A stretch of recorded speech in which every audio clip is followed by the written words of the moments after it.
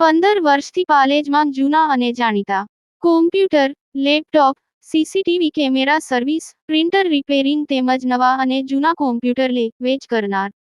Admission form તેમજ તમામ સરકારી ફોર્મ ઓનલાઈન ભરી આપવામાં આવશે. જંબુસર પોલીસ મથકમાં આગામી તહેવારોને અનુલક્ષીને શાંતિ સમિતિની બેઠક યોજાઈ. બંને સમુદાયો વચ્ચે ભાઈચારો, એકતા જળવાઈ રહે એ માટે વિશેષ અપીલ કરવામાં આવી.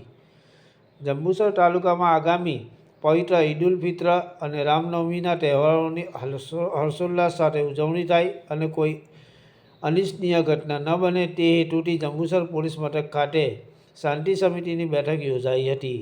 આયોજિત બેઠકમાં હિન્દુ અને મુસ્લિમ સમાજના અગ્રણીઓમાં શહેર ભાજપ પ્રમુખ મનન પટેલ, ચંદ્રકાંત પટેલ, વેપારી અગ્રણી સંતુભાઈ ચોકસી, શાકિર મલિક તેમજ પોલીસ અધિકારીઓ ઉપસ્થિત રહ્યા હતા.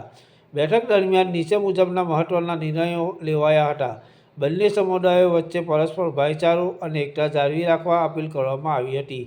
ઈદની નમાઝ અને રામ જન્મોત્સવની શોભાયાત્રાના રૂટ તેમજ સમય અંગે વિસ્તૃત ચર્ચા કરી આયોજન કરાયું હતું. તહેવાર દરમિયાન શાંતિ જળવાય અને અફવાઓથી દૂર રહેવા માટે પોલીસ પ્રશાસન દ્વારા જરૂરી સૂચનાઓ આપવામાં આવી હતી. પોલીસ અને સ્થાનિક આગેવાનોએ સાથે મળીને આ બંને પવિત્ર તહેવારોને ભાઈચારાની ભાવના સાથે ઉજવવાનો સંકલ્પ કર્યો હતો. પાલેજ ટાઈમ્સ, ભરૂચ.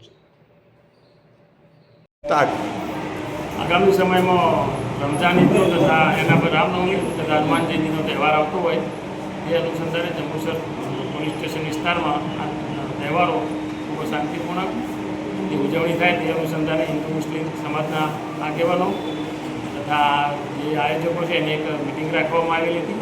જે મિટિંગમાં તમામ આગેવાનોને તથા લોકોને આ તહેવાર શાંતિપૂર્ણક પૂર્ણ થાય એ માટે જરૂરી સૂચનાઓ આપેલી છે અને તેમના તરફથી પોલીસની અથવા બીજા કોઈ વહીવટીતંત્રની કોઈ જરૂરિયાતો હોય તો એ બાબતે પર ધ્યાન દોરવા માટે જણાવવામાં આવેલું હતું.